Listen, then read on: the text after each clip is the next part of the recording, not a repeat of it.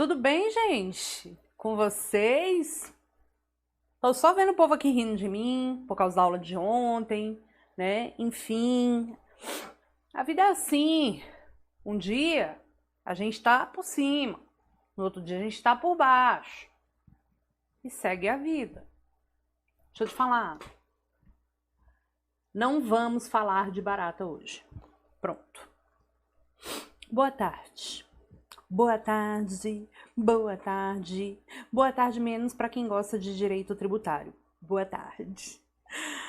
Olha a Raquel aí, chegando na área. Raquel, você não sabe o que aconteceu. A barata voadora perfumada. Então, gente, estamos aqui começando mais um encontro.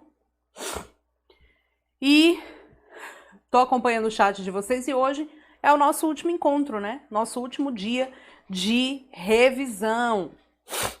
E a gente, como a gente tá de trás para frente, a gente vai falar hoje da parte geral. Vamos fazer algumas considerações sobre pessoa natural, pessoa jurídica, sobre essa parte geral, esse contexto geral. O encontro hoje ele é menos maçante. Por quê? Porque o ponto pesado mesmo, a gente já...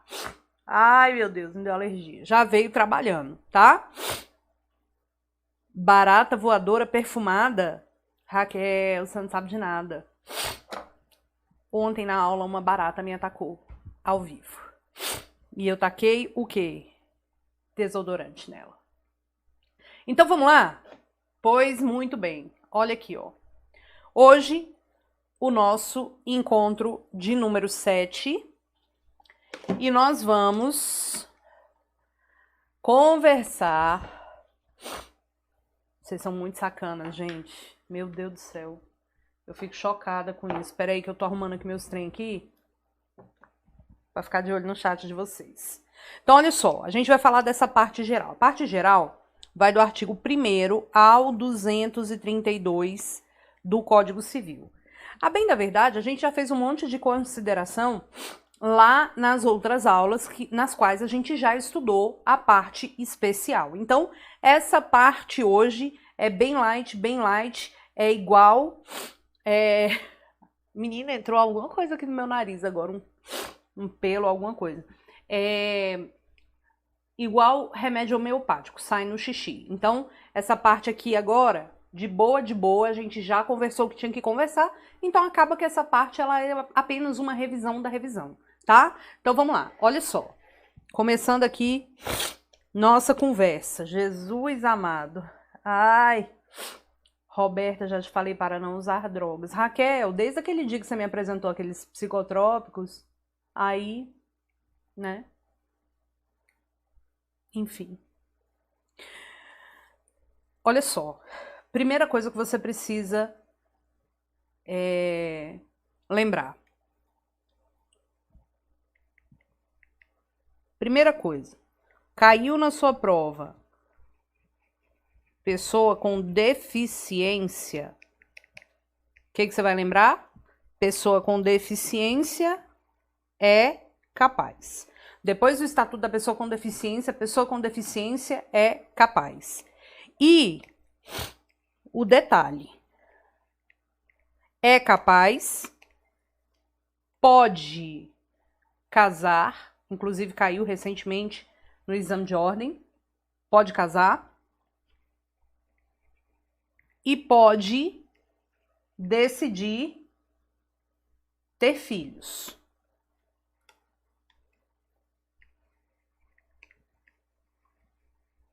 Tá? Pode casar e pode decidir ter filhos. Então, se cair na sua prova que uma pessoa tem algum tipo de deficiência, essa pessoa é capaz. Pode casar e pode ter filhos. E a peste do professor Rogério já vem para cá de novo, né? Encheu o saco. Mas, professora, então tá. Quem são os incapazes? Depois do Estatuto da Pessoa com Deficiência, esse conceito de incapazes mudou. Antes a gente considerava a pessoa com deficiência incapaz. A incapacidade, ela tem uma classificação. pode ser mais grave ou mais leve. Quem é que nós vamos encontrar aqui? Numa incapacidade mais grave, a gente tem os absolutamente incapazes. Numa incapacidade mais leve, a gente tem os relativamente incapazes. Quem são essas pessoas? Respectivamente, artigo 3º e artigo 4º. Quem é Raquel? Cara, a Raquel é uma pessoa baixa. Raquel é uma pessoa baixa.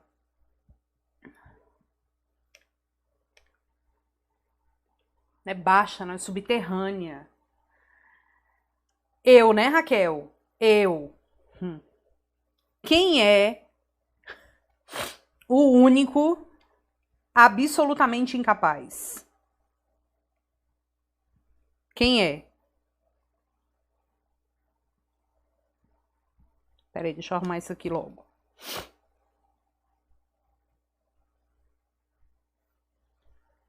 Quem é o único absolutamente incapaz? O menor de 16 anos. Pois eu falo na câmera, meu filho, o menor de 16 anos. O menor de 16 anos. É o único. E quem são os relativamente? Entre 16 e 18 anos, evidentemente, 18 incompletos, né?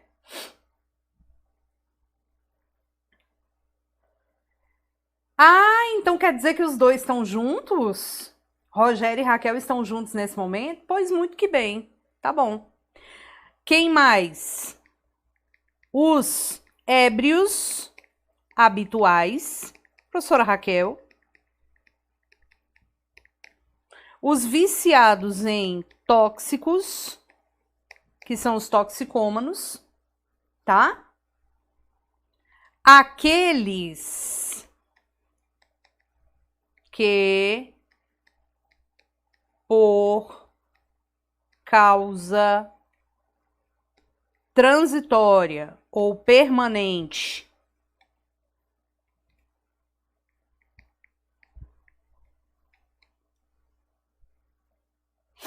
não manifestam. Vim aqui na minha casa fazer evento comigo, ninguém vem não, né? Vontade e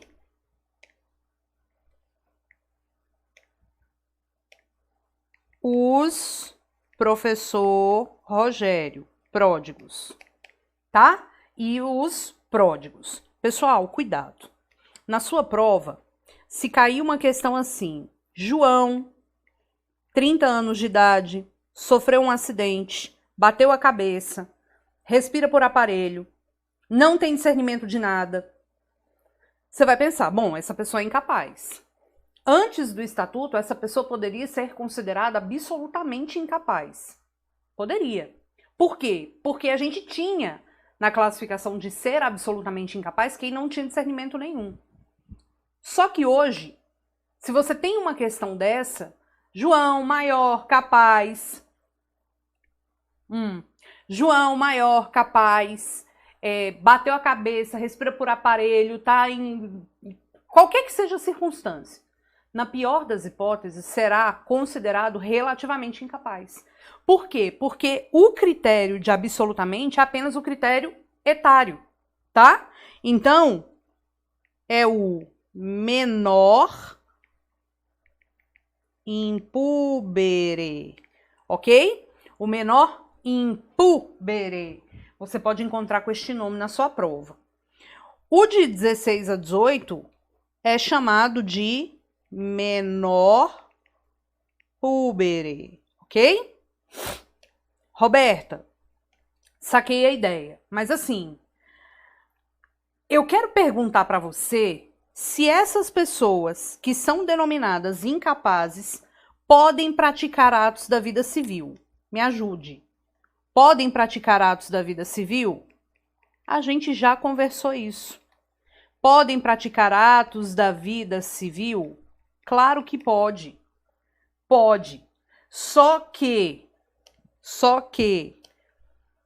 essas pessoas podem praticar atos da vida civil desde que estejam representadas.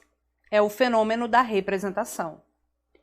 Quando a gente fala de representação, é na modalidade representação real oficial para o absolutamente e assistência para o relativamente, ok? Assistência para o relativamente. E aí eu te pergunto, quem é que representa essas pessoas? Vamos observar. Já estudamos isso. Quem é que representa essas pessoas? A gente vai colocar aqui os genitores, os tutores e os curadores, tá? Os genitores, os tutores e os curadores. Os genitores, vou pegar o roxinho, tomam conta por um fenômeno que a gente já estudou dos filhos menores. E eles tomam conta dos filhos menores por um instituto chamado poder familiar. Atenção agora. O poder familiar é o poder que os pais possuem sobre seus filhos, tá? O poder que os pais possuem sobre seus filhos. Esse poder pode chegar ao fim? Pode. Pela emancipação dos filhos menores, pela maioridade, chega ao fim. Os pais deixam de mandar nos filhos e controlar, né, os filhos. Pela morte dos pais, pela morte dos filhos. Ou também chega ao fim pela perda do poder familiar. A gente viu lá o artigo 1638. Perde-se o poder familiar por várias hipóteses, abandono, castigos imoderados, sempre por uma decisão judicial, inclusive a prática de violência doméstica em face da genitora daqueles filhos. Então, perde-se o poder familiar sobre os filhos. Então, eu quero que você fique atento à seguinte situação. Se ocorre a perda do poder familiar, aliás, vou botar diferente. Se ocorre o fim do poder familiar pela perda ou pela morte dos pais e aquela pessoa ainda está na condição de menor, o que a gente vai observar? A gente vai chamar alguém para tomar conta daquela pessoa. Esse alguém é o tutor. O tutor, ele não pode coexistir com o poder familiar dos pais. Por que não coexiste? Porque o tutor somente entra em cena quando se tratar de ausência de poder familiar sobre aquele menor. E não esqueça, o poder familiar é automático dos genitores. Divórcio dos genitores não aumenta e não reduz poder familiar, tá? Quem tem guarda ou qualquer tipo de guarda não aumenta e não reduz poder familiar. Continua tudo bonitinho, do mesmo jeito que tinha que ser, tá? Só que pode acontecer deste poder familiar chegar ao fim e ainda existir a condição de menor, tá? Aí a gente chama o tutor. Professora, já caiu esse fenômeno de tutela na prova da OAB? Já. A tutela é um instituto que toma conta de menores, tá?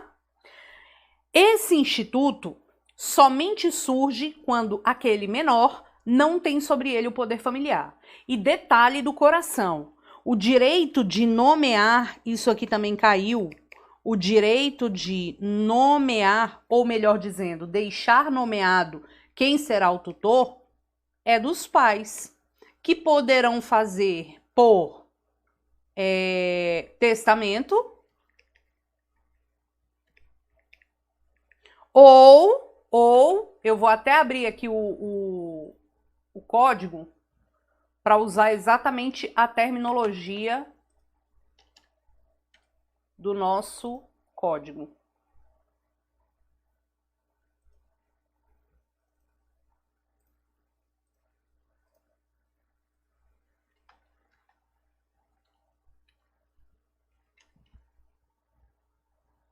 Não.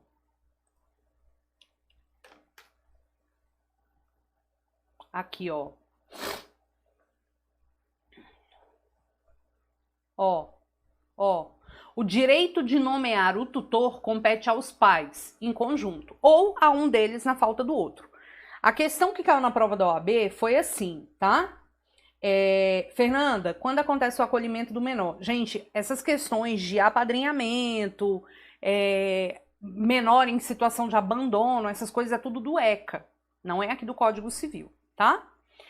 O direito de nomear o tutor compete aos pais. Se um já for falecido, evidentemente compete ao outro. Se um já perdeu o poder familiar, compete ao outro. Então a questão que caiu na prova do OAB foi assim: Joãozinho perdeu seu pai, né, por um acidente de trânsito, em uma idade muito tenra. Quando ele completou 12 anos, a mãe dele descobriu que estava com câncer terminal e que muito possivelmente iria falecer. Mas ela queria deixar consignado que quem tomaria conta do filho era a tia. Ela pode? Pode. A nomeação deve constar em testamento ou qualquer documento que seja autêntico e dê para observar que a vontade daquela genitora era essa. Então, é possível nomear aqui pelos pais, por testamento ou por documento autêntico. E, na verdade, isso é possível porque a gente observa que o poder familiar é dos pais. Então, quem poderia delegar esse exercício seriam os pais. Só que pensa comigo, se os pais perderam o poder familiar, vai ter como esses pais nomearem um tutor? Não. Então, quem já perdeu o poder familiar não tem como nomear tutor. E o tutor, ele é designado por decisão judicial. Professora, e se os pais falecem e não deixam a designação do tutor? Aí o juiz vai chamar demais ascendentes ou colaterais até o 3º grau. Ah, não tem ninguém para exercer. O juiz nomeia um tutor que seja idôneo e que reside no domicílio do menor, ok? Então, vamos lá. Agora, quando a gente tem um maior incapaz, a gente chama quem para tomar conta? Os curadores. Então, os curadores é um instituto dos maiores, tá? É um instituto relacionado aos maiores incapazes. De fato, os curadores também são designados por uma decisão judicial. São designados por uma decisão judicial. E detalhe do coração. Na atual sistemática do Código Civil, os curadores entram em cena de maneira excepcional. E por que entram em cena de maneira excepcional? Justamente porque a curatela feita ali, a curatela, peraí.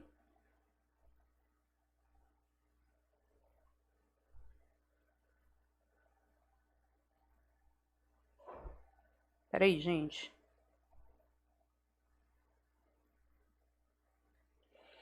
A curatela, deixa eu olhar para vocês. A curatela é uma medida excepcional, porque hoje a pessoa com deficiência é capaz.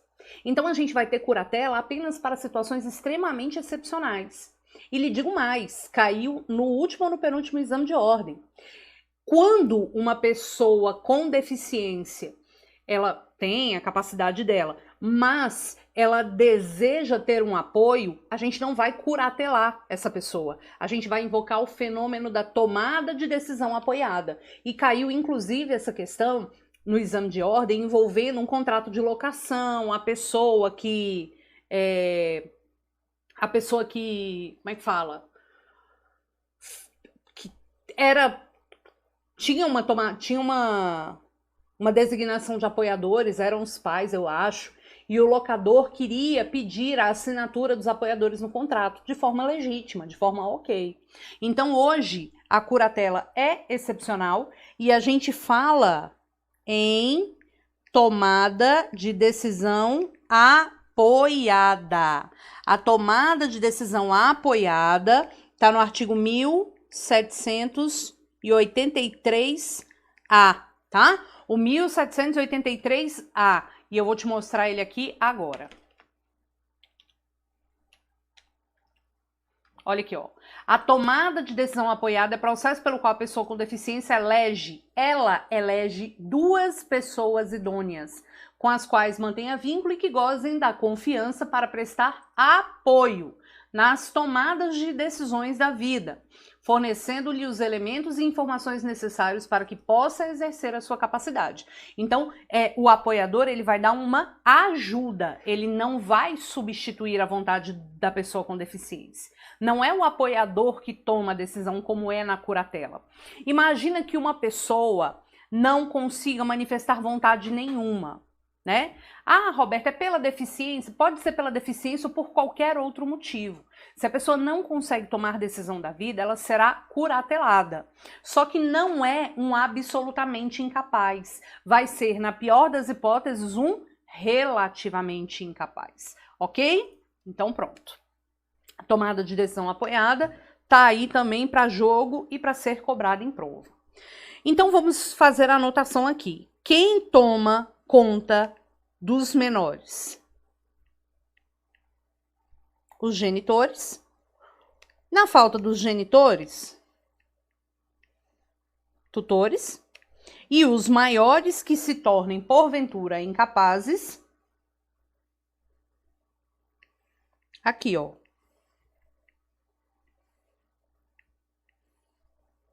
Ok? Roberta, se o absolutamente, presta atenção agora, pratica um ato sem o representante, este ato é um ato nulo. Este ato é um ato nulo. Agora, se o relativamente pratica um ato sem o representante, o ato é anulável. Vamos grifar? Vamos. Então, se eu celebro um contrato com um absolutamente incapaz, esse contrato é nulo.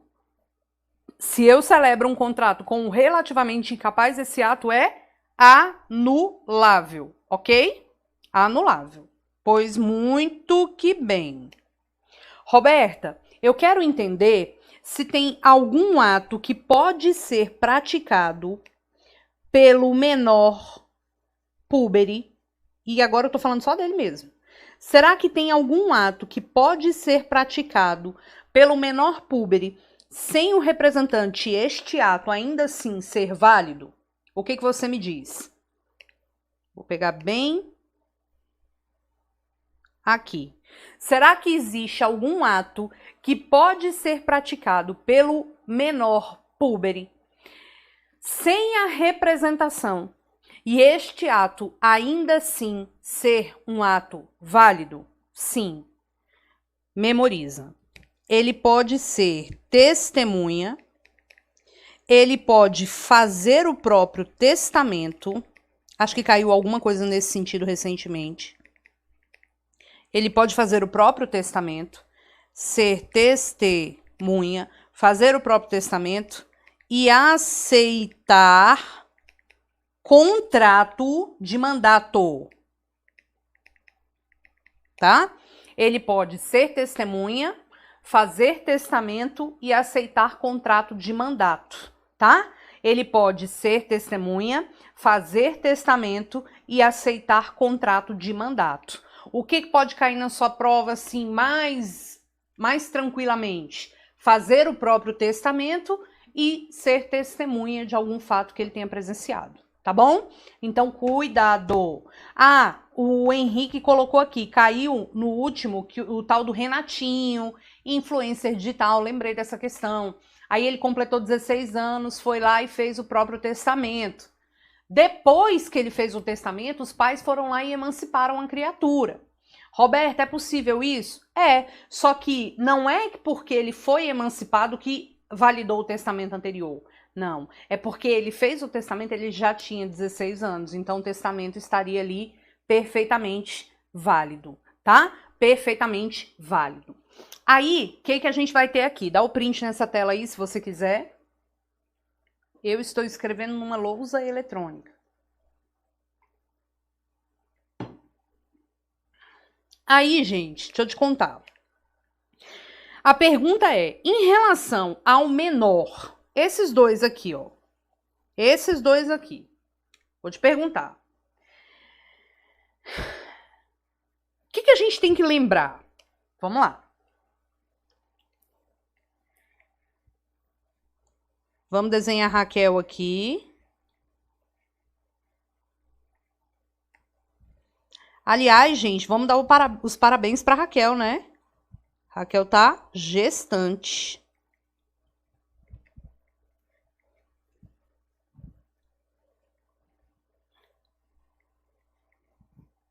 Vocês sabiam disso?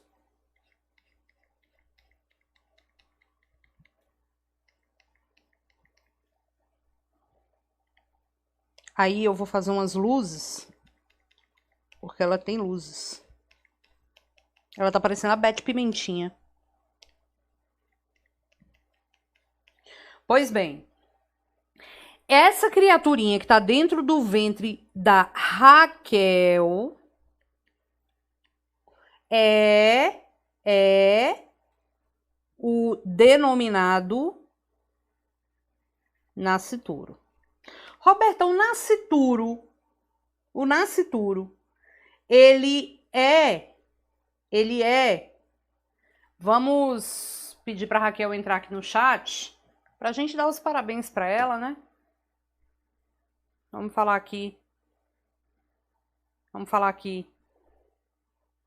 Não sei se ela vai entrar, não.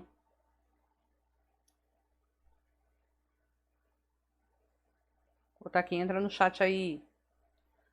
Então, Raquel tá esperando meu sobrinho. Ela tem um nascituro dentro do ventre dela. Esse nascituro... Beth Pimentinha. É o Rogerinho. É o Rogerinho, tá? Rogerinho que vai nascer. Essa criatura aqui tem algum direito? O que a gente pode mencionar de direitos do nascituro? Ele pode receber doação? Pode. Quando você vai no chá de fralda da Raquel, que ela vai chamar todo mundo. Doação pro nascituro.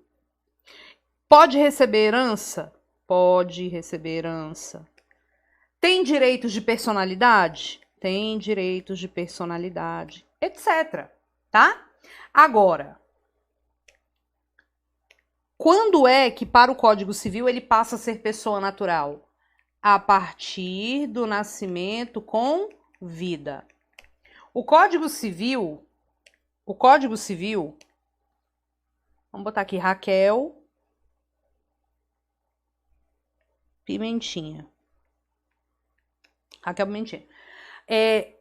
O nascimento com vida para o Código Civil, que consta no artigo 2º, que adota a teoria natalista, e a FGV quase não pergunta qual é a teoria, tá? Mas vai que, né? Nascer com vida significa respiração. Entrou o ar no pulmão, adquiriu personalidade jurídica. A gente não tem nada além... nada além da respiração como exigência, tá?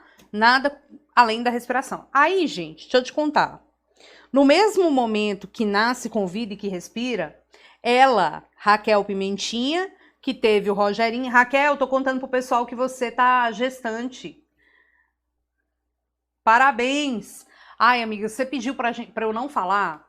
Você pediu pra ninguém saber, mas eu não aguentei a novidade e tô aqui parabenizando a mamãe do ano. Eu vou ser tia, gente. Então, nasceu com vida, adquiriu, presta atenção, personalidade personalidade jurídica, tá? Personalidade jurídica. No mesmo momento que adquire personalidade jurídica, que é essa aptidão genérica para titularizar direitos e deveres. Raquel, você falou que você estava com dor de barriga na aula? Meu Deus! Pois bem, adquire-se também a capacidade de direito. A FGV não cobra essas coisas assim, conceituais. Eu estou explicando para você para dizer apenas quem é o incapaz e o que a gente tem que entender, tá? Passa o tempo, adquire-se uma outra tal capacidade de fato. Gente, o Rogério, ele é ridículo, né? Porque eu chamei, foi a Raquel, não foi ele para entrar no chat. Capacidade de fato. É a partir dessa capacidade de fato que a gente adquire aos 18 anos. Então, quem é a pessoa capaz? Capaz é a pessoa que tem personalidade jurídica, capacidade de direito e já tem capacidade de fato. O incapaz é... Gente, ela ainda não sabe quem é o pai, tá? A gente vai ter que entrar com uma ação de investigação de paternidade. Ela desconfia, mas ela não tem certeza. Mas, gente, qualquer coisa, nem precisa. A gente assume, né? A gente assume e vamos, tá? Aí, deixa eu te falar.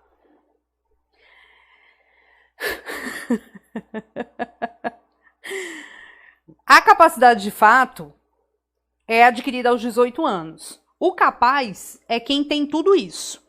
Tem personalidade jurídica, capacidade de direito, capacidade de fato. O incapaz, ele não tem capacidade de fato, tá?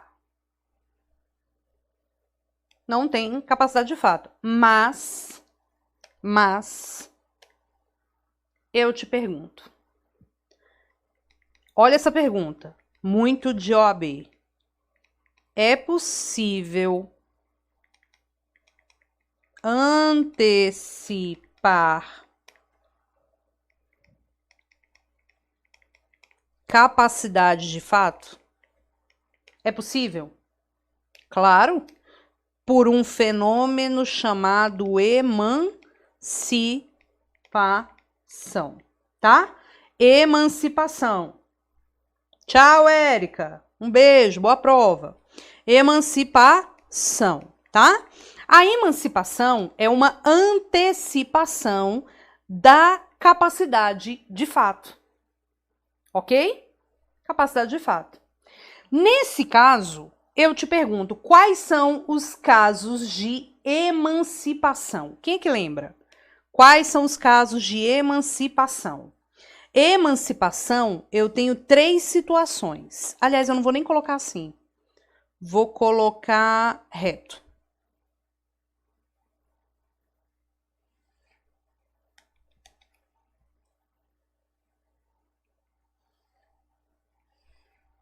Nossa, ficou horrível. Peraí, gente.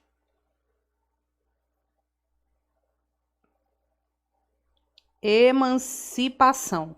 Quais são os 3 tipos de emancipação que nós temos?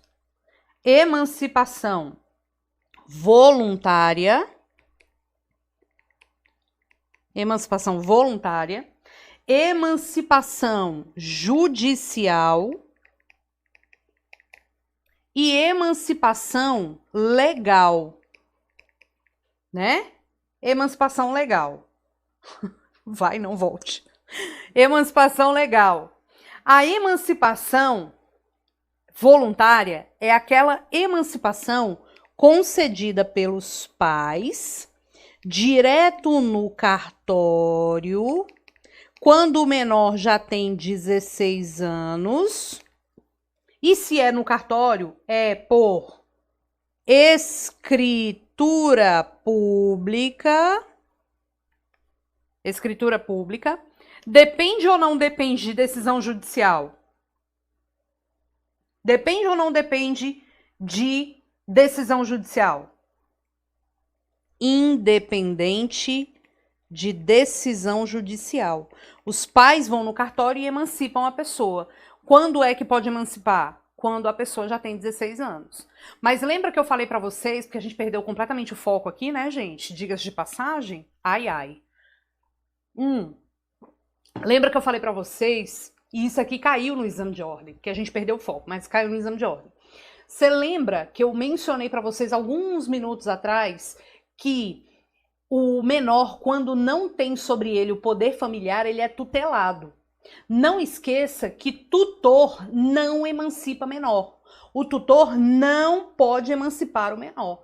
Quando o menor é tutelado, a gente vai pedir a emancipação por meio do juiz, por uma sentença,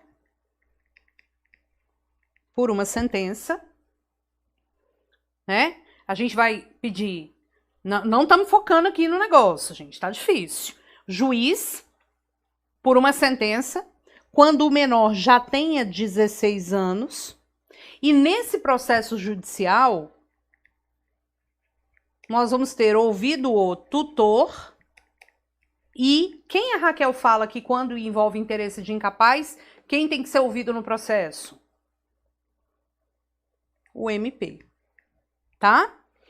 Eu vou até colocar isso aqui, pra gente não perder o foco, de vermelho, tá?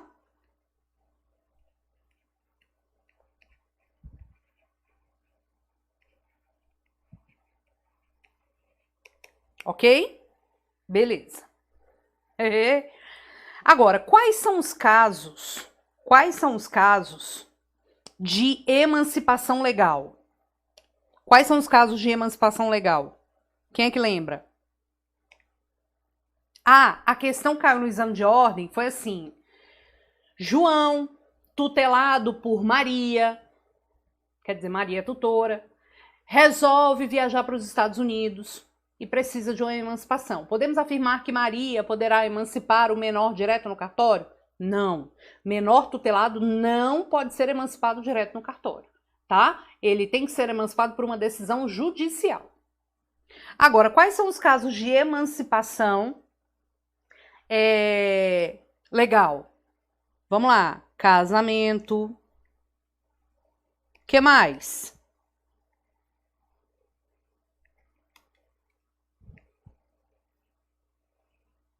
Exercício de emprego público.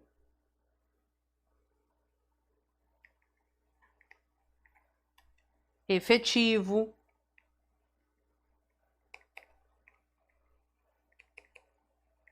Tá? Exercício de emprego público efetivo. Que mais? Colação de grau em curso superior. Não é aprovação no vestibular nem no vestibulinho, tá? É colação de grau em curso superior. Manda um WhatsApp para mim, que eu tô em aula. O povo me ligando aqui desesperadamente. Exercício de emprego público efetivo, colação de grau em curso superior. Que mais? Lembra do Eugênio? Estabelecimento civil ou comercial. Por estabelecimento civil ou comercial, o menor com 16 anos tenha economia o quê? Própria. Economia própria, tá? Ele tem ali economia própria. Roberta, pode dar um exemplo de exercício de emprego público efetivo? Exemplo, a pessoa passou no concurso do Banco do Brasil, sei lá, né? Um concurso ali que se faz um emprego público com 16 anos. Aí tá em exercício, tá emancipado. Agora, vamos lá. Casamento, a gente já falou isso aqui. Casamento somente com... Qual é a idade mínima para o casamento? 16 anos. Só que para casar com 16 anos,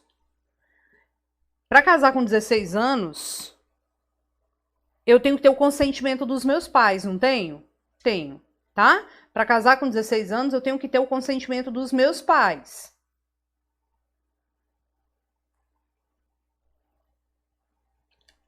Professora, se os meus pais não quiserem me dar o consentimento, eu posso pedir judicialmente? Pode. Segue a vida. Pode entrar com uma ação judicial, segue a vida, tá? Roberta, se eu tiver emancipação voluntária, quando o pai morre, tem direito à pensão? Não sei, depende do direito previdenciário lá, do cargo do pai. Não sei dizer, tá? Casou com 16. Isso aqui também já caiu na OAB. Divórcio aos 17 anos. Volta a ser incapaz? Sim ou não? Não. Casou com 16, divorciou com 17, volta a ser incapaz? Claro que não, ok? Claro que não. Continua sendo capaz. Isso caiu na prova da OAB.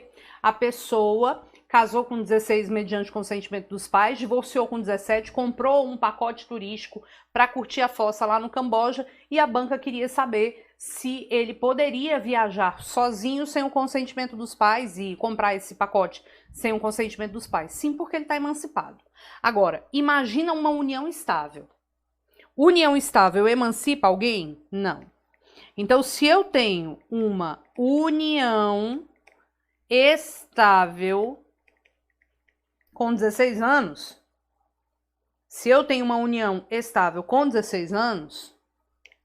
união estável com 16 anos, não emancipa.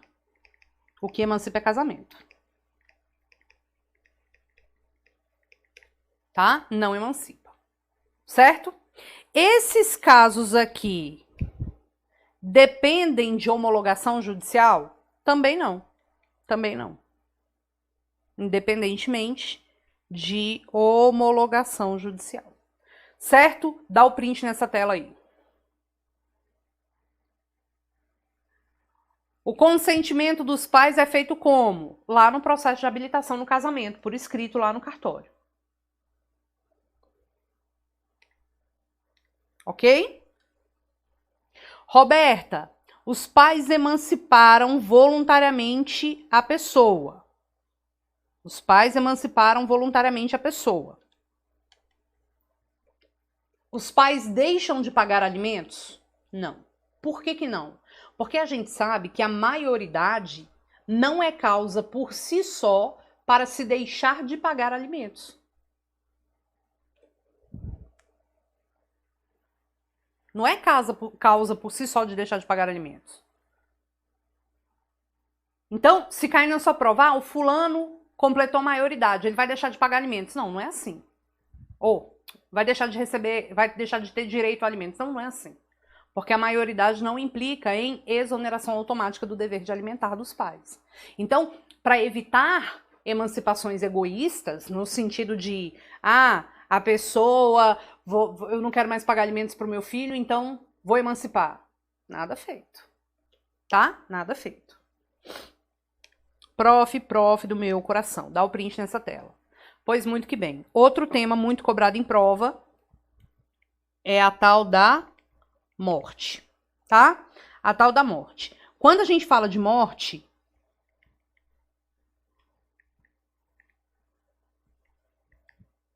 nós vamos lembrar da morte real, da comoriência, quem é que lembra?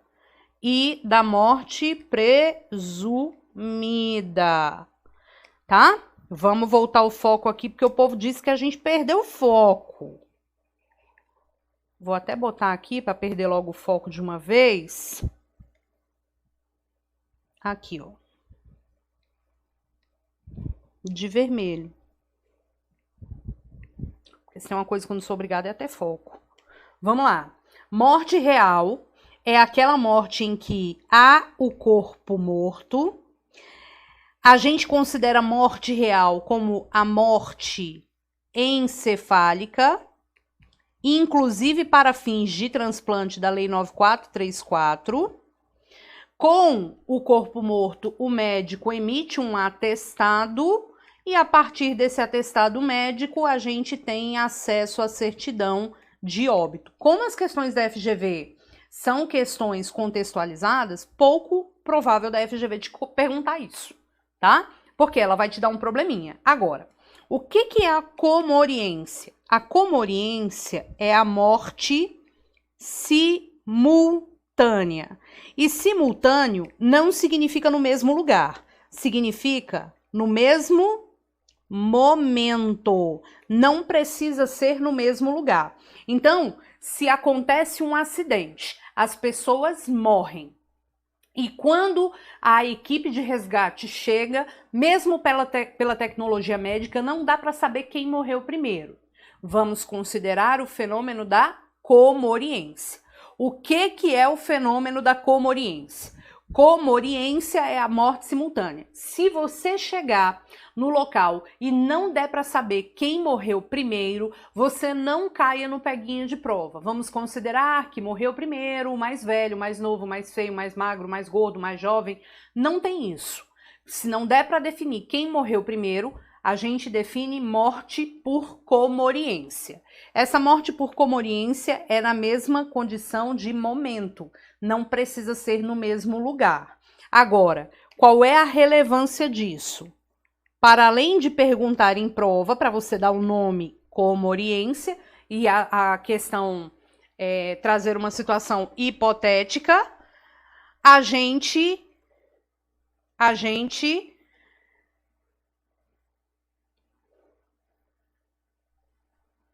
Peraí, Brasil. Peraí, gente.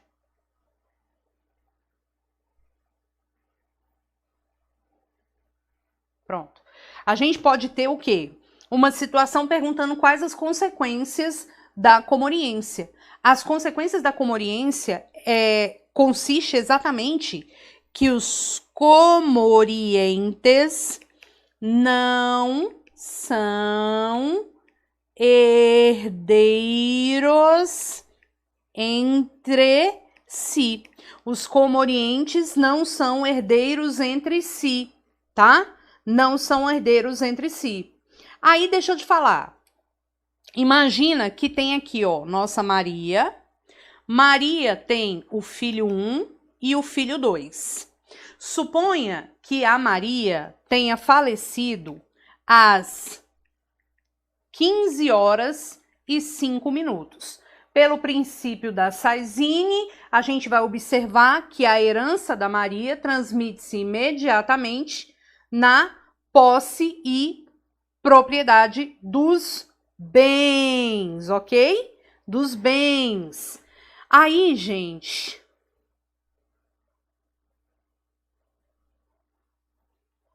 imagina que o filho 1 morreu 15 horas e 10 minutos. Ele recebeu a herança? Recebeu a herança. De boa, de boa. Ele recebeu a herança. De boa, de boa. Então tá. Agora, se Maria e o filho 1 estavam no avião, o avião caiu às 15 horas e 5 minutos e não dá para saber quem morreu primeiro, mas os dois foram encontrados mortos. A gente considera comoriência. Um não será considerado herdeiro do outro. A herança da Maria, por exemplo, vai integralmente para o filho 2, tá? Vai integralmente para o filho 2. Pois muito que bem.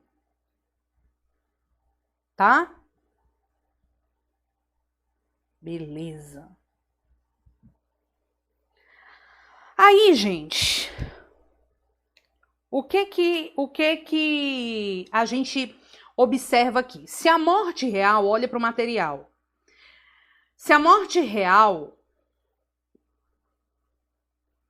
é a morte em que temos o corpo morto, tá lá o corpo estendido no chão, né? A morte presumida, presta atenção aqui, não há corpo morto, mas existe uma possibilidade de morte. Não há corpo morto, mas existe uma possibilidade de morte. Aí, gente, o que nós vamos ter aqui? 2 tipos de morte presumida.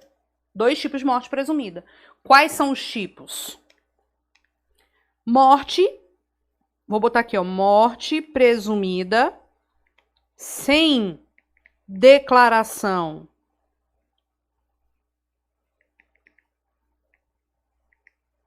de ausência. E a FGV ama isso aqui. E nós temos a morte presumida com declaração de ausência, tá? Então, a grande sacada é se tem ou se não tem declaração de ausência. Se tem ou se não tem declaração de ausência. Se não tem declaração de ausência, a gente aplica aqui, ó, o artigo 7º. O que nós vamos ter aqui?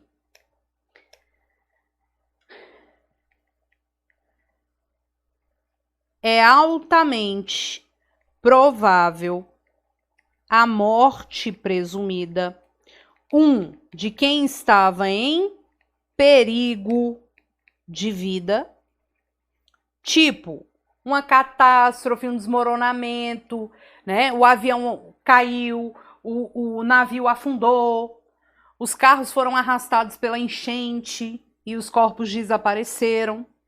Ou quem estava em guerra, campanha, não é campanha eleitoral, embora campanha eleitoral esteja sendo uma guerra, é guerra, campanha, de guerra, guerra real. A guerra terminou já tem 2 anos e a pessoa não voltou. Nesses casos aqui, olha a ideia. Encerradas as buscas, não tem como a gente bater na porta do cartório e pedir para o juiz, para o tabelião reconhecer a morte. Não, a gente tem que entrar com um pedido judicial para que o juiz declare a morte. Aí o juiz vai declarar a morte e fixar data provável do falecimento na própria sentença. Por quê que tem que fixar a data provável do falecimento? Ele pode considerar, por exemplo, a data da catástrofe ali, na qual o corpo desapareceu, tá? Então, ele vai declarar a morte e fixar a data provável da sentença, justamente para fins de transmissão da herança. Só que isso aqui é uma situação em que não há o corpo morto, o corpo sumiu.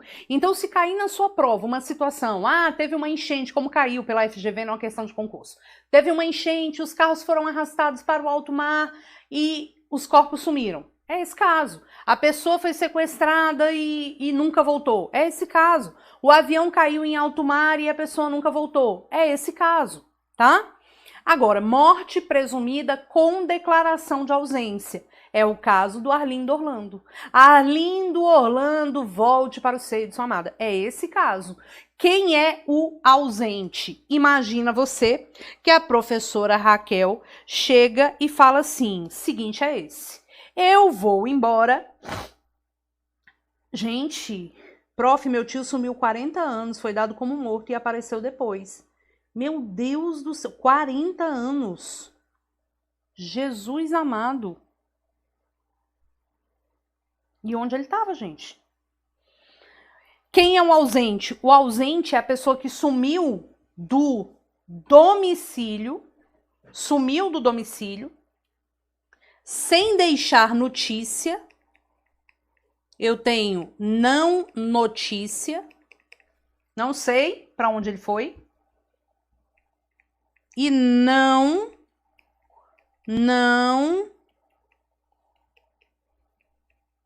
presença. Não notícia e não presença. Imagina que a Raquel se cansou de ser professora e falou, cara, eu vou virar dançarina de axé lá em Porto Seguro. E eu não quero que ninguém saiba que eu estou fazendo isso na minha vida. Eu vou pegar minhas coisas e vou embora.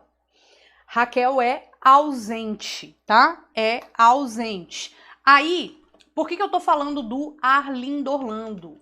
Porque tem aquela música que eu amo, da Blitz, né, gente? Que diz assim.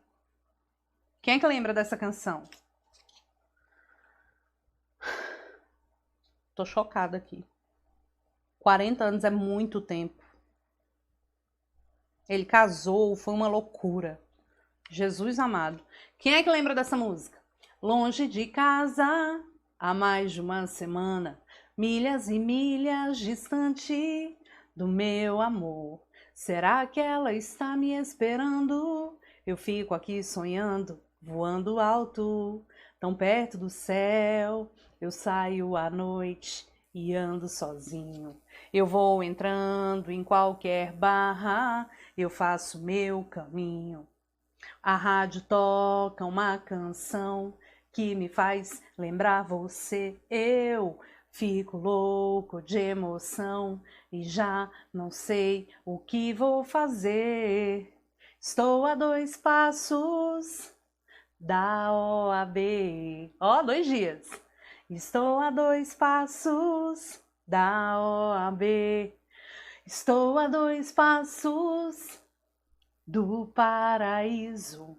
Não sei por que eu fui dizer bye bye, baby, bye bye. No meio da música ele fala: a radioatividade leva até vocês mais um programa da série. A série Dedique um Programa àquele que você ama. Eu tenho aqui em minhas mãos uma carta de uma ouvinte que nos escreve e assina com o singelo pseudônimo de Mariposa Apaixonada de Guadalupe. Ela nos conta que no dia que seria o dia mais feliz de sua vida, Arlindo Orlando, seu noivo, um caminhoneiro conhecido da pequena e pacata cidade de Miracema do Norte, fugiu, desapareceu, escafedeu-se. Ó, Arlindo Orlando, volte onde quer que você se encontre, volte para o seio de sua amada. Ela espera ver aquele caminhão voltando, de faróis baixos, para-choque duro. Agora uma canção, canta pra mim, eu não quero ver você triste assim. Estou a 2 passos do paraíso. Paraíso é OAB. Estou a 2 passos do paraíso. Pois muito que bem, Arlindo Orlando é o nosso ausente. Roberta, ele sumiu, escafedeu-se. Volte, Arlindo Orlando, onde quer que você esteja. Pois muito que bem. Artigo 22 a 39. Resumo da ópera. Vamos lá. Ocorrido o desaparecimento, o juiz vai nomear curador aos bens. Só que tem como a gente adivinhar? Tem como o juiz adivinhar? Não, então alguém vai ter que dar ali o pedido para o juiz. Alguém vai ter que entrar com uma ação judicial pedindo a declaração de ausência. O juiz nomeia curador aos bens, declara a ausência. Esse curador vai ficar tomando conta dos bens. Porque, gente, se a pessoa sumiu, escafedeu, desapareceu, mas não deixou bem nenhum, tu vai perder seu tempo contratando advogado para essa pessoa ser declarada morta para frente, para quê? Não faz sentido. Então, eu só vou entrar com esse procedimento se a pessoa que sumiu deixou bens e alguém vai ter que administrar os bens. A minha mãe entrou no quarto e cantou junto comigo. Um beijo para a mãe de Ali Lima. Agora eu fiquei nervosa. Para de loucura. Aliás, vocês querem um brigadeiro? Ó.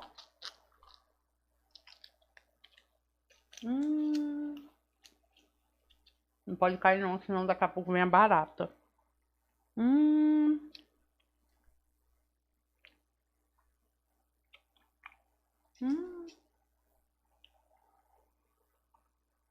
Pra matar vocês de vontade. O curador vai ficar tomando conta dos bens. O curador vai tomar conta dos bens pelo período... Tô resumindo a história aqui, viu? De 1 ano. Se aquele ausente deixou... Estou grávida própria. Se aquele ausente deixou representante, a gente vai contar 3 anos. Tá? Se ele tinha deixado representante. A gente conta 3 anos. Mas se não for o caso, a gente vem aqui para 1 ano. Não voltou? A gente vai iniciar no mesmo processo um momento de sucessão, o quê? Provisória. Prof do meu coração, quando é que vai ter a sucessão provisória? Se a pessoa desapareceu, já passou 1 ano, o curador não é obrigado a ficar tomando conta desses bens eternamente. A gente abre a sucessão provisória, o juiz pega esses bens e faz uma partilha provisória dos bens aos herdeiros. Feito isso, essa partilha provisória vai entregar somente a posse dos bens. Os herdeiros não vão poder desfazer, nada disso. Porque, afinal de contas, a gente está esperando a Arlindo Orlando voltar. Assim será por 10 anos, contados do trânsito em julgado da decisão que fez a partilha provisória. Lembrando que essa decisão leva 180 dias para produzir efeitos. Então, eu começo, o juiz dá a sentença, a gente faz a partilha provisória, essa decisão leva 180 dias para produzir efeitos. A partir dos 180 dias, a gente começa a contar 10 anos. Se a Arlindo Orlando real oficial não voltar, a gente vai observar que o juiz vai inaugurar a 3ª fase do processo, que é a sucessão definitiva. Da sucessão definitiva, o juiz transforma essa partilha provisória em uma partilha definitiva e entrega a propriedade dos bens aos herdeiros. Só que essa propriedade é uma propriedade, e aliás, o juiz declara a morte da pessoa aqui, tá? Essa propriedade é uma propriedade que a gente chama de resolúvel. O que é uma propriedade resolúvel? Aquela que se resolve em virtude de algum acontecimento. Aí, o que vai acontecer? A propriedade só vai ser definitiva mesmo 10 anos depois. Isso quer dizer que se Arlindo Orlando voltar nesse período de 10 anos, embora a gente tenha transformado a propriedade em uma propriedade resolúvel, os herdeiros vão ter que devolver os bens para eles se esses bens ainda existirem, tá? Então, cuidado. Quando é que se declara a morte definitiva? Na sucessão definitiva, e o juiz define a partilha como uma partilha definitiva, ok? Só que o que a FGV ama cobrar?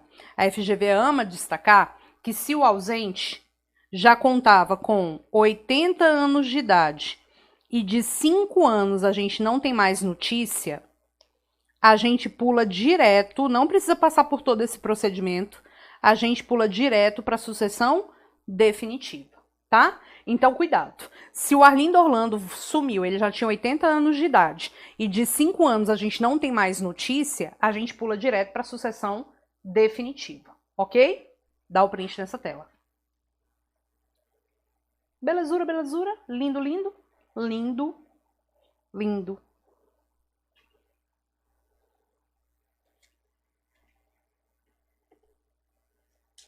Vou comer o meu resto aqui, ó. Meu brigadeiro.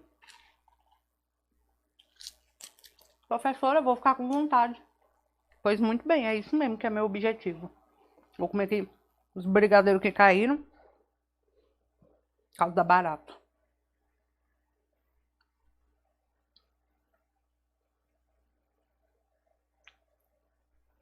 Se a criatura voltar, desfaz a declaração da morte e devolve os bens para ele. Salvo se já passou o prazo ali, né? Aí também nem tanto. Vou comprar doce. Acabei de comer um olho de sogra também, gente.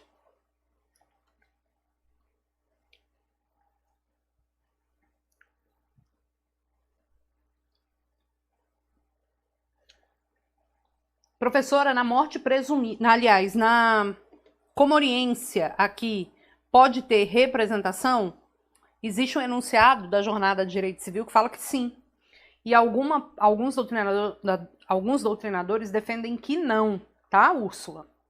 Então, Úrsula, que ficou me sacaneando, né? Porque eu não avisei o horário da aula. Úrsula, Pode ser que sim, pode ser que não. Acho pouco provável a banca cobrar isso, porque pode dar recurso, tá? Vamos lá. Então tá. Vamos mudar de assunto.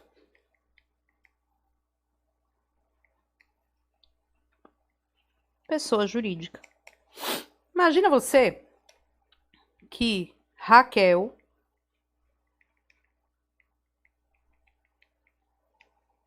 e Rogério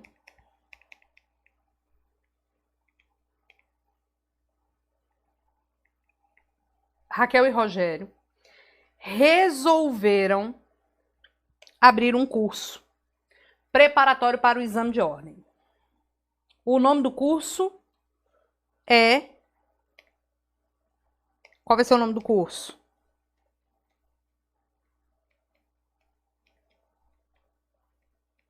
É Nós Queiroz. Para isso, eles vão lá e fazem o registro da PJ, certo? Quando eles fazem o registro da PJ, eles pegam e criam uma pessoa jurídica diferente da pessoa deles. Então, eles criam ao redor deles um manto protetor, tá? Um manto protetor. Aliás, vou arrumar isso aqui. Eles criam ao redor deles um manto protetor que protege essas pessoas. Imagina que o curso É Nós Queiroz me contratou para dar aula. Pois eu tô bem lá, linda e loira, dando aula. E eles ficaram me devendo um valor de R$100.000 por aula dada. Pelas aulas dadas, tá? Eu comi cajuzinho também. E aí, gente, o que vai acontecer aqui? Eles não me pagam. Se eu tenho uma pessoa jurídica constituída, Roberta vai ajuizar ação contra quem? Contra a empresa Nós Queiroz. Que a gente vai botar a sigla aqui, NQ. Eu vou ajuizar ação contra a NQ. Se NQ não tiver dinheiro para pagar a dívida, o que eu faço, Brasil? Se NQ não tiver dinheiro para pagar a dívida, o que eu faço? O que eu vou fazer? Eu vou dizer, juiz, eu quero cobrar o valor da Raquel e do Rogério pessoalmente, já que a empresa não tem dinheiro.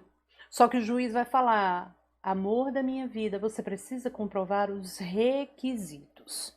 Eu digo, pois muito que bem, estão aqui. Quais são os requisitos para que o juiz possa atingir Raquel e Rogério? O juiz, ele, quando vai cobrar, né, quando vai botar ali os sócios também no polo passivo, o juiz vai observar que tem um manto protetor aqui, ele não vai conseguir entrar, tá vendo? Então, ele tem que abrir uma fenda nesse manto protetor. Quando ele abre a fenda no manto protetor, ele entra, pega os bens dos sócios, faz aquela zona generalizada, sai, fecha o manto protetor e a gente finge que nada aconteceu. Por isso que não há uma extinção da pessoa jurídica. Prof, socorro Deus. O que Roberta, credora, vai ter que provar para que o juiz abra essa fenda? Ela vai ter que provar os requisitos da desconsideração da personalidade jurídica. Artigo 50 do Código Civil. Quais são os requisitos? Produção? O Código Civil adota a teoria maior. A Pat Dreyer, lá no Código de Defesa do Consumidor, diz que lá adota-se a teoria menor. Na teoria maior, em produção? Na teoria maior, o que a gente exige? Ela é maior porque tem dois requisitos. Requisito subjetivo e requisito objetivo. Requisito subjetivo é aquele requisito que nós vamos observar de comportamento abusivo do sócio. O abuso... Olha os trem caindo aqui. O abuso do sócio, que pode ser caracterizado pelo desvio de finalidade ou pela confusão patrimonial. Vale a pena você dar uma lida no artigo 50 do Código Civil. E o dano? O dano é não ter dinheiro para pagar a dívida. É o requisito objetivo. A teoria menor lá do 28 do Código de Defesa do Consumidor exige menos requisito. Exige apenas o requisito que, Brasil? Objetivo, denominado dano. Te pergunto, pessoa jurídica pode sofrer dano moral? Sim ou não? Sim, PJ também pode sofrer dano moral. Súmula 227 do STJ e artigo 52 do Código Civil. Ok? Maravigold, Maravigold? Show de bola. Qual é o nome da pessoa jurídica que é constituída por bens? Fundação. Podemos criar uma fundação com parte do nosso patrimônio? Sim. O particular pode criar uma fundação destinando uma parte do seu patrimônio para a criação dessa fundação. Só que como a fundação é constituída por bens, somente áreas fofinhas do coração, área bem social, saúde, meio ambiente, lazer, educação, cultura, essas coisas. Está lá no artigo 62 do Código Civil. Mas eu, particular, como que eu posso criar uma fundação? Ou por escritura pública, eu pego uma parte do meu patrimônio e destino para a criação da fundação, ou por testamento.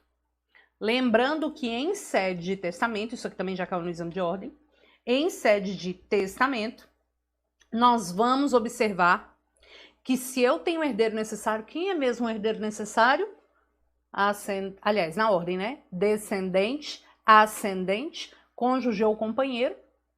Eu só posso dispor até quantos por cento dos meus bens? 50% dos meus bens. A pessoa está perguntando o que é NQ. É Nós Queiroz, é a abreviação da empresa. Tá bom? Dá o print nessa tela. E vamos lá. E vamos lá. Quando a gente fala de negócio jurídico que pode estar na sua prova, a gente sempre está lembrando de contratos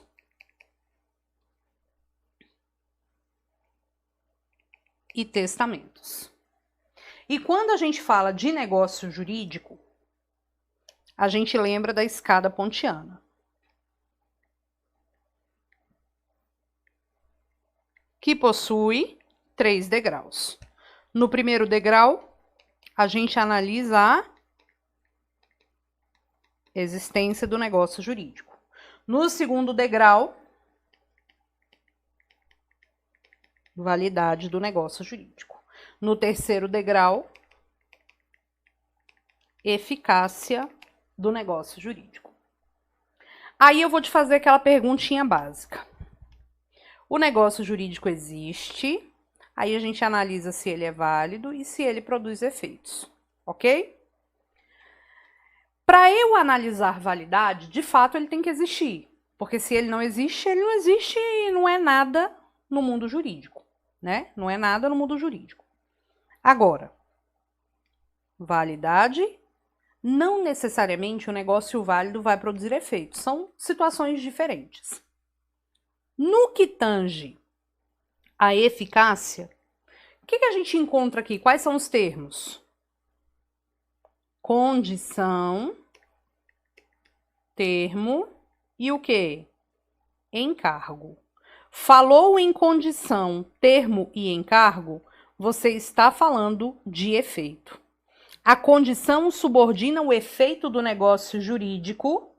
A condição subordina o efeito do negócio jurídico a um evento futuro e incerto. Exemplo, te dou o carro, se você for aprovado...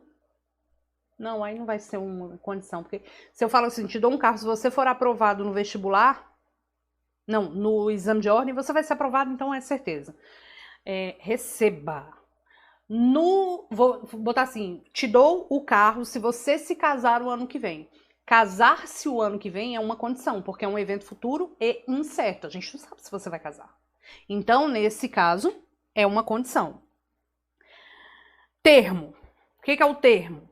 É a subordinação do negócio jurídico a um evento futuro e certo. Te dou o carro no Natal deste ano. A Natal deste ano é evento futuro. E o Natal é uma ocorrência certa. Então, evento futuro e certo. E o encargo é um modo presente em liberalidades, como doação e encargo. Te dou a casa e você precisa instituir uma creche. Quer dizer, eu estou te dando a casa para que você institua uma creche. Então, você vai ter que instituir a creche, senão eu tomo tua casa de você. Ok? Agora, o que eu preciso para que o negócio jurídico exista? O que eu preciso para que o negócio jurídico exista? Vamos lá, um mínimo, para que ele saia do mundo dos fatos e venha para o mundo jurídico. O que eu preciso? Olha lá. Eu preciso de uma vontade, claro, porque eu só tenho como formar um negócio jurídico se alguém manifestar vontade. Vontade emitida por um agente em relação a um objeto observando uma determinada forma. Forma é o meio pelo qual você exterioriza a vontade. A forma pode ser escrita, pode ser verbal, pode ser por gesto. A forma, via de regra, é livre. Lembra que na aula de contratos a gente falou que, via de regra, os contratos são consensuais? Porque se formam pela manifestação de vontade. Eu não tenho uma forma previamente... como é que fala? Uma forma previamente definida para os negócios jurídicos. A forma é livre. Você faz por escrito público, por escrito particular. Você define como você quer fazer. Aí eu sempre dou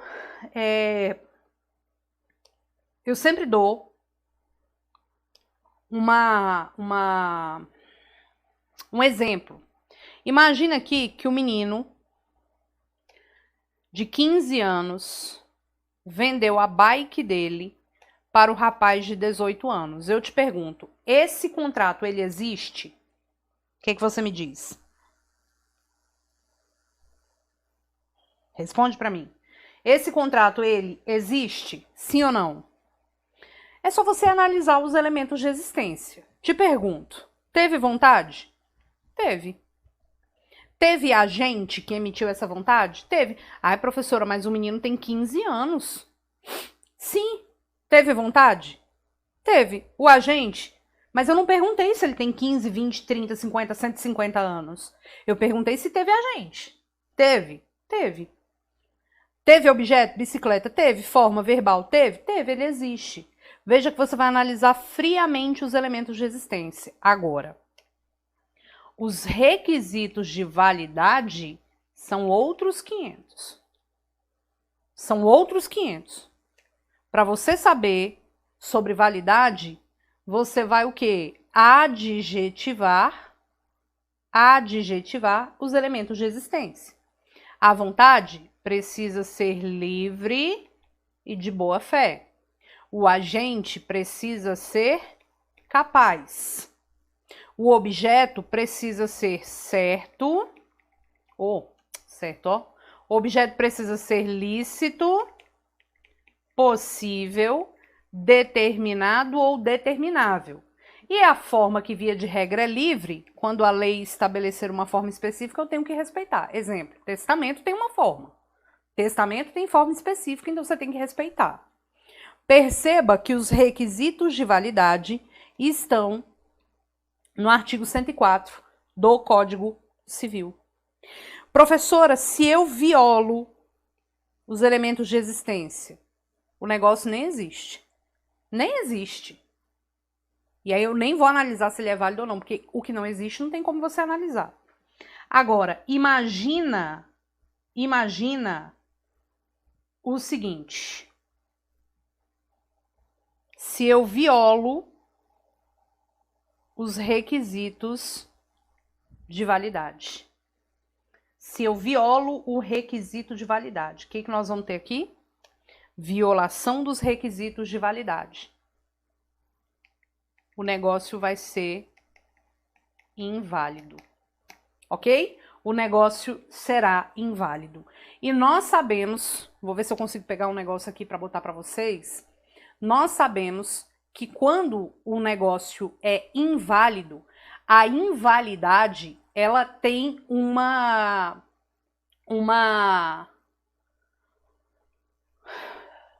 profundidade, tá? Ela tem uma profundidade. Deixa eu pegar aqui um negócio aqui para mostrar para vocês.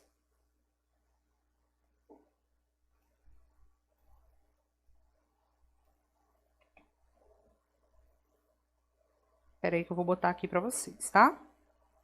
Só um minutinho. A depender da situação, o negócio inválido, ele pode ser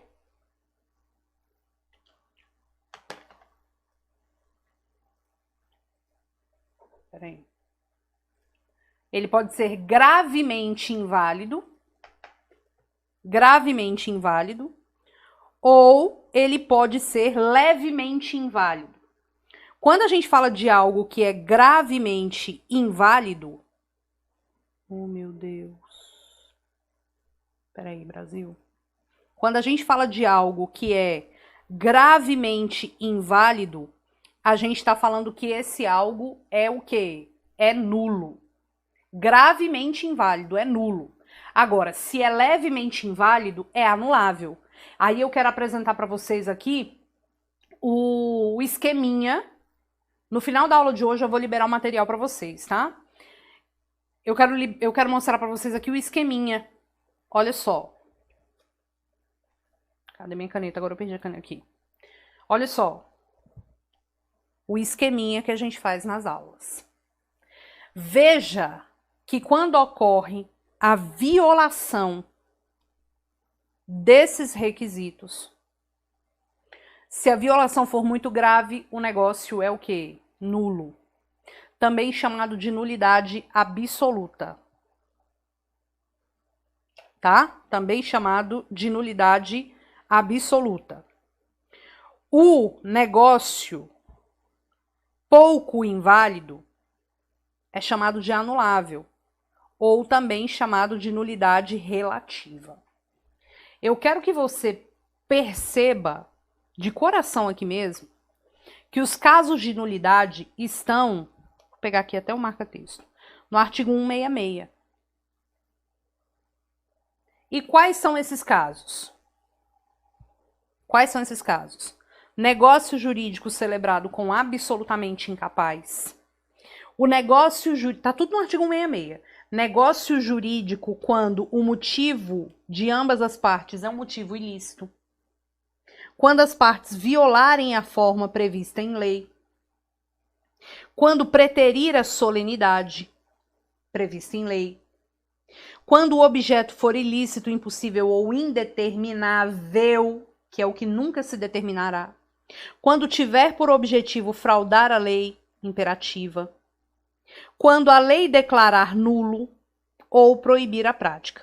Roberta, me dá um exemplo da lei declarando algo nulo. Simulação. Simulação é caso de nulidade. Roberta, o que é a simulação? Negócio jurídico simulado é aquele no qual duas ou mais pessoas estão em conluio para fraudar a lei ou enganar alguém. O 167 diz, é nulo negócio jurídico simulado. Então, se eu não posso, se eu quero doar um bem para o meu filho, mas eu não quero que os outros filhos fiquem chateados, né? Enfim, eu faço uma doação para o João depois transferir o bem para o meu filho. Isso é uma simulação. O negócio é nulo. Então, toda vez que cair simulação, você vai marcar o quê? Nulidade.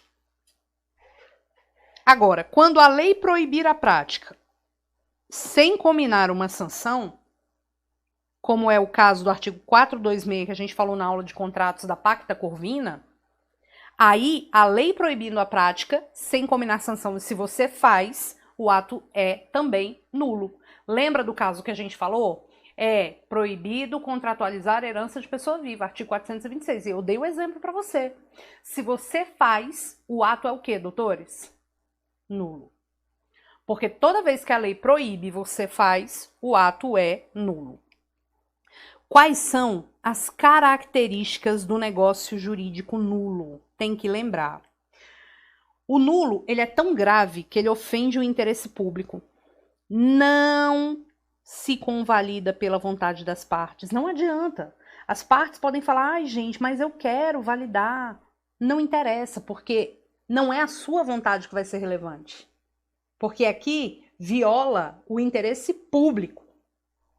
Tá? Pode passar o tempo que for, ele não se torna válido com o tempo. É por isso que a gente fala que o negócio jurídico nulo jamais se torna válido. Porque pode passar 280 anos, nada feito. Não se torna válido pelo decurso do tempo. E se o juiz perceber algum caso de nulidade em algum processo que esteja na mão dele, ele pode reconhecer de ofício a nulidade.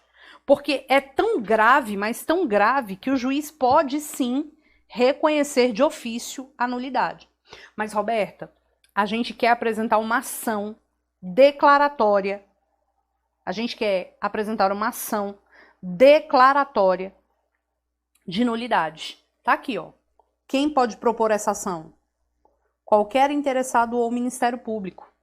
Inclusive, a sentença declaratória tem efeito ex tunc, porque quando o juiz declara a nulidade, o negócio sempre foi nulo. Por isso que a decisão como é que fala? A decisão retroage. E essa nulidade, essa ação, ela é imprescritível. Por que ela é imprescritível? Porque se o negócio jurídico não se convalida com o tempo, é óbvio que é imprescritível. Eu posso propor essa ação a qualquer tempo. Agora, vou apagar aqui, né, para ficar um negócio organizado.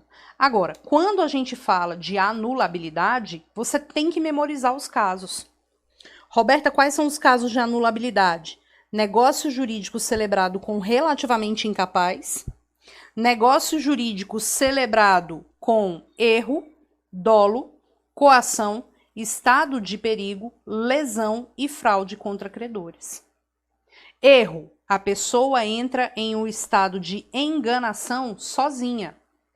Tipo, a questão do faqueiro que eu sempre menciono, que foi cobrada no exame de ordem. A pessoa olha o faqueiro e fala, nossa, é de prata, vou levar. Ninguém falou que é de prata. A pessoa louca do pântano falou, meu Deus do céu, é de prata, vou levar. Isso é o erro. Agora, quando alguém te engana, é o dolo.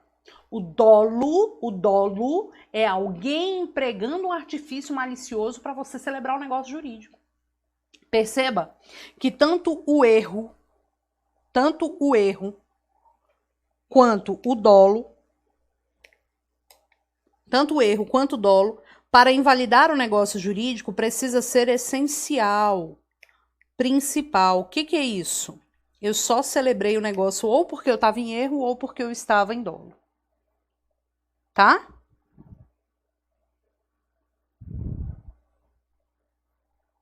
Tudo bem?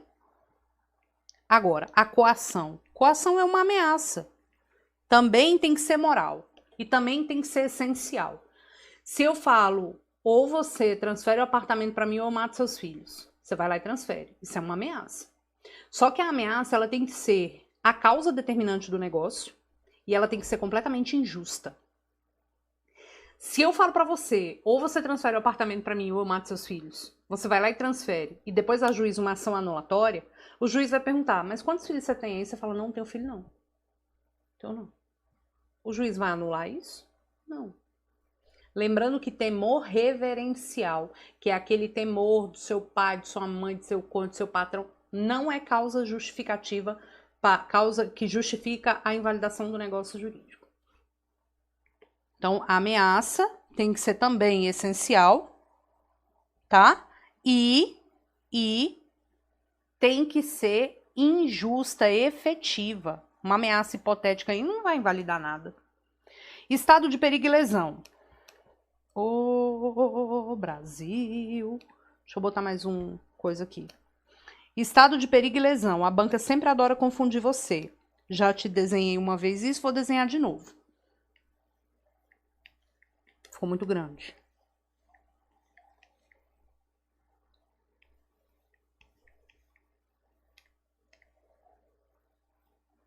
Estado de perigo e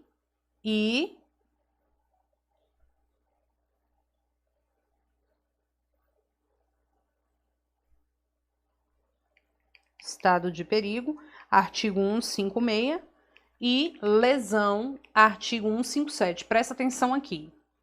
Quando a gente fala aqui exatamente de estado de perigo e de lesão, a gente vai observar que seja num, seja no outro, alguém está pagando muito caro por alguma coisa.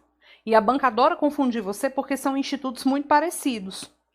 No estado de perigo, alguém paga muito caro por necessidade de salvamento da vida.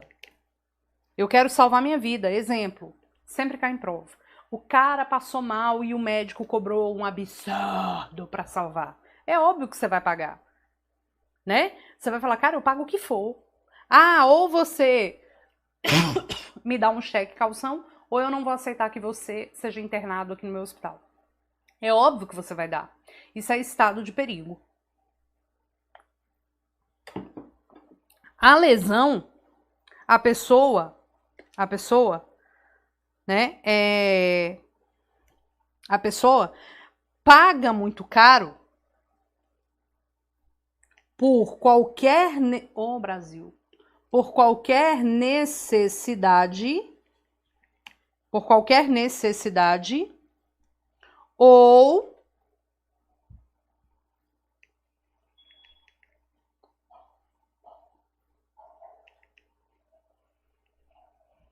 inexperiência, tá?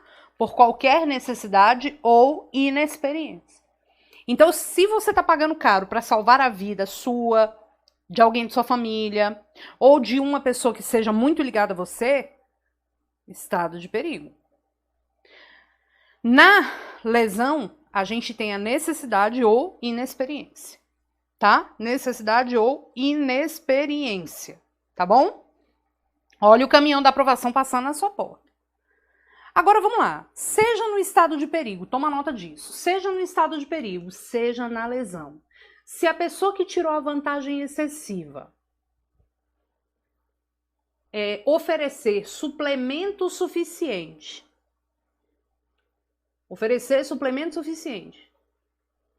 tipo, eu vou te devolver o excesso, fica tudo bem? Claro que fica tudo bem. Claro que fica tudo bem. Então, cuidado com isso. Agora, vamos voltar aqui no nosso esquema. Quando a gente fala de fraude contra credores, o devedor que safadinhamente, bandindinho, né? Bandindinho, ele pega e fala assim, cara, eu devo. Essa credora ou esse credor vai ajuizar uma ação contra mim. Aí o juiz vai bem que mandar penhorar meus bens. E se eu tirar tudo do meu nome? É isso. Fraude contra credores. É o devedor que é bandindinho e vai lá e tira os bens dele do nome dele. Bandindinho safado. Aí o credor vai ajuizar a ação anulatória para desfazer aquela transferência de bens. Pois muito que bem. Quais são as características do negócio jurídico aqui anulável? Diferente do nulo, ofende o interesse privado, pode ser convalidado pelas partes, torna-se válido com o tempo, então eu tenho que agir rapidinho. O juiz não pode conhecer de ofício, então, tipo, se o juiz verifica numa demanda judicial que está lá no colo dele, que tem um caso de anulabilidade, mas se ninguém fala nada, ele não pode reconhecer de ofício. Ele vai ficar... vi coisas. mas ele não pode conhecer de ofício. Pronto, falei, tá? Advogado Paloma, é isso mesmo. Bandindinho. Adoro. Aí, qual é a ação cabível? Ação anulatória. Tá vendo o nome diferente? A ação anulatória, ela não tem essa natureza declaratória, tá? Ela é constitutiva negativa. Tipo, o negócio jurídico será dali pra frente, inválido. Tá? Dali pra frente, inválido. Professora, se o negócio se torna válido com o tempo, qual é o prazo da ação? 4 anos. 4 anos. 4 anos de quê? Pois muito que bem, de decadência, tá? De decadência. Fiz aqui um esqueminha pra você. Brasil, meu Brasil brasileiro amado. Olha o que nós temos aqui. Se o negócio for, nesses casos, a ação anulatória é de 4 anos. Só que tem um detalhe. Para o caso de negócio celebrado com relativamente incapaz e por coação, esse prazo de 4 anos começa a contar da data em que cessar a coação, a ameaça, ou da data em que cessar a incapacidade. Para os demais casos, o prazo de 4 anos é da celebração do negócio jurídico. Não esqueça que na fraude contra credores, a criatura credora vai ajuizar ação anulatória contra o devedor e para quem aquele devedor transferiu os bens. Claro, porque ele quer anular a transferência, então é óbvio que ele tem que botar no pau o devedor e o terceiro. Agora deixa eu te dar um bizu. Se esse prazo é decadencial, vou morrer agora se você errar. Se esse prazo é decadencial, se passar o prazo, você perde o próprio direito. Não tem churumela. Se passar o prazo, você perde o próprio direito. É diferente de prazo prescricional. Prazo prescricional é sempre em anos. E prazo prescricional é quando o credor quer cobrar o devedor. Ponto. Se não é caso disso, muito possivelmente não é prazo prescricional. Todo prazo prescricional é previsto em lei. Todo prazo prescricional está em apenas 2 artigos, 205 e 206. O 206 fala prazos específicos de 1, 2, 3, 4 e 5 anos. Se o caso não estiver no artigo 206, você vai aplicar a regra geral do 205, que são 10 anos. Lembra da responsabilidade contratual? 10 anos. O que é bom você memorizar? Prescrição alimentos, 2 anos. Prescrição aluguel, enriquecimento sem causa e responsabilidade civil extracontratual, 3 anos. Memoriza esses casos, tá? Aí, gente, decadência. Esse prazo é de decadência. Isso quer dizer, se a parte não fizer o pedido de invalidação, perderá o direito de anular o negócio jurídico. Aí, o negócio passa a ser completamente válido. Completamente válido. Ok? Roberta, e se... Uma pergunta. São somente esses casos do 171 que são casos de anulabilidade? Claro que não. A gente pode ter outros artigos ao longo do Código Civil que estabelecem casos de anulabilidade. Um exemplo é o 496, e a gente já estudou. O 496 é aquele artigo que fala, é anulável a compra e venda de ascendente para descendente, sem o consentimento dos demais descendentes e do cônjuge do alienante. Lembra que a gente fez o desenho? O pai pode vender o carro para o filho? Pode, desde que haja o consentimento dos demais filhos e do cônjuge do alienante. Agora,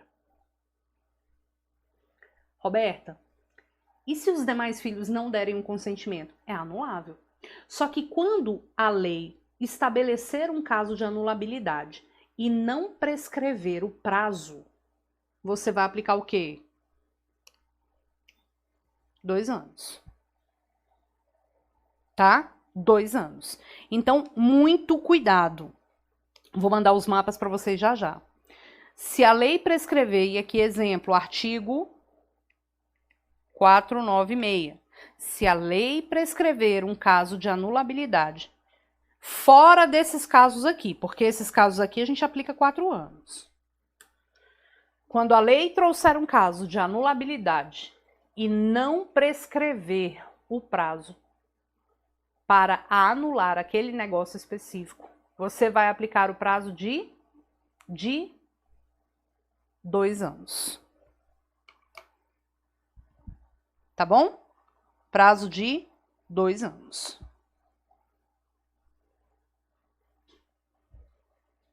Ok?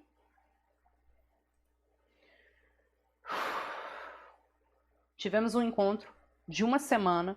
Vamos conversando aqui enquanto eu preparo o material para mandar para vocês.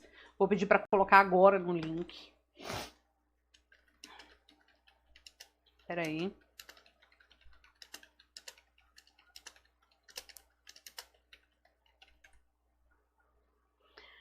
Tivemos 7 encontros. Estudamos todo o direito civil. E vou pedir para colocar agora no link para vocês. Calma que eu estou preparando aqui. Vocês vão receber um material lindo de todos os dias. Vou salvar aqui em PDF para mandar para vocês.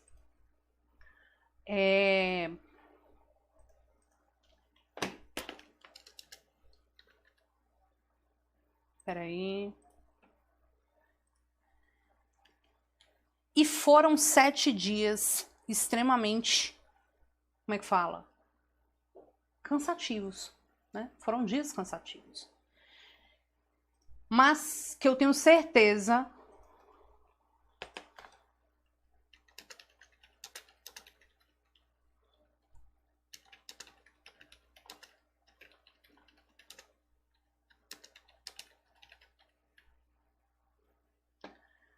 que vai fazer diferença na sua aprovação, tá? Tenho certeza que vai fazer diferença na sua aprovação.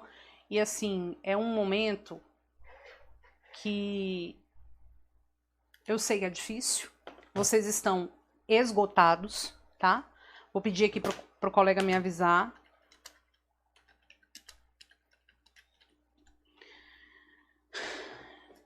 A ansiedade está batendo, estamos exaustos, eu também tô muito exausta. Só que eu quero terminar o nosso encontro lendo a letra de uma música para vocês. A gente cantou, né, vários dias, foram encontros divertidos, mas eu quero que você preste atenção na letra dessa música agora para a gente fechar. É uma música que a Raquel me apresentou e é uma música que eu levo para mim. Vou ler para você enquanto o pessoal coloca nosso material no link para você achar. Presta atenção nessa letra. Se meus fracassos não me ensinassem tanto, se minhas lágrimas não põem à prova, acho que o segredo de vencer na vida, talvez, seja compreender sua dor de agora. Ninguém nasceu no topo da montanha, e a escalada sempre será árdua. Só aquele que resistir ao processo terá direito à vista mais fantástica. Porque o melhor peixe é o que você pesca, a melhor caça é a que você caça. O alívio vale o seu suor da testa, porque o que vem de graça é mais sem graça. Nem sempre o mais caro é o que presta. O vinho bom não valoriza a taça. Uma atitude dispensa promessa. E o mais certo é que um dia tudo passa. Eu já consigo enxergar. O que é meu eu vou buscar. Eles não vão me parar. Logo eu, filho da dona Niesse, cria das ruas do Agreste, Deus me dera tudo isso aqui. Agradecer pelo sol, agradecer os dribles da vida cruel. Deus sempre tem o melhor para mim. Eu só observo e do nada morro de amores por tudo. Basta um momento oportuno. Eu não vivo um conto de fadas. Sou apenas o inquilino no mundo, aqui de passagem de novo. O sol na pele é ingresso para a vida, bem-vindo. O choro alegre é o teor do quadro mais lindo. Aí, parça, você é luz que ofusca o inimigo. Por isso eu digo, esse cântico realmente é teu hino. Porque o melhor peixe é o que você pesca. A melhor caça é a que você caça. Seu alívio vale o seu suor da testa. Porque o que vem de graça é mais sem graça. Nem sempre o mais caro é o que presta. O vinho bom não valoriza a taça. Uma atitude dispensa promessa. E o mais certo é que um dia tudo passa. Eles não vão me parar. Você é imparável. Você é invencível. Basta você querer. Foram dias de luta, mas virão dias de glória. Acredite, tenha fé. Eu sempre digo, não adianta olhar para o céu com muita fé e pouca luta. Estamos juntos nisso. O objetivo de vocês, o propósito de vocês é também o meu. Sofremos juntos, entramos em desespero juntos. E aqui estamos, juntos e cansados. Mas domingo é o nosso dia. E eu tenho certeza que o manto protetor divino estará sobre você. Estamos juntos. E se você for aqui do DF, eu tenho certeza que você vai receber a carteira da OAB de minhas mãos, junto com o presidente e a vice-presidente da OAB DF aqui. Gente, deixa eu ver se o colega colocou aqui o material. Dá uma atualizadinha aí. Ver se o material tá no link. Teve barata, teve cantoria, teve queda de energia, teve falta de internet, mas a vitória chegou e estamos aí para comemorar, tá? Estamos juntos. Na segunda-feira, amanhã teremos revisão o dia inteiro, revisão de véspera, acompanhe, assista, porque é aquele momento para dar o último gás. No domingo estaremos ao vivo a partir das 17 horas aqui no canal do GRAM com o nosso gabarito. E na segunda-feira a gente vai estar às 19 horas sorteando todos os VADs, falando da nossa segunda fase, enfim, tá bom? Prof, você estará nos embalos? Acho que sim, vou estar. E vamos vencer. Nós já vencemos, né, gente? Porque, afinal de contas, a alegria da vida é a caminhada. A chegada da vida, você já parou para pensar? É a morte. Eu não quero chegar lá nem tão cedo. Então é a caminhada que importa. É o que acontece no dia a dia que importa.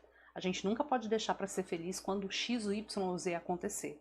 Porque a felicidade é hoje. O amanhã a Deus pertence e a gente não sabe. Nem se vamos estar aqui. Tá? E é só uma prova, gente. É só um pedaço de papel. Eu sei que é muito importante para vocês aqui.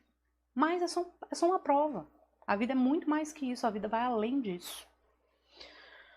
Vamos lá? Vamos ver se o material colocou, ele está digitando aqui.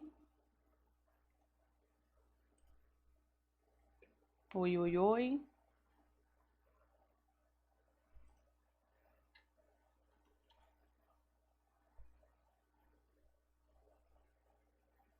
Eles não vão me parar.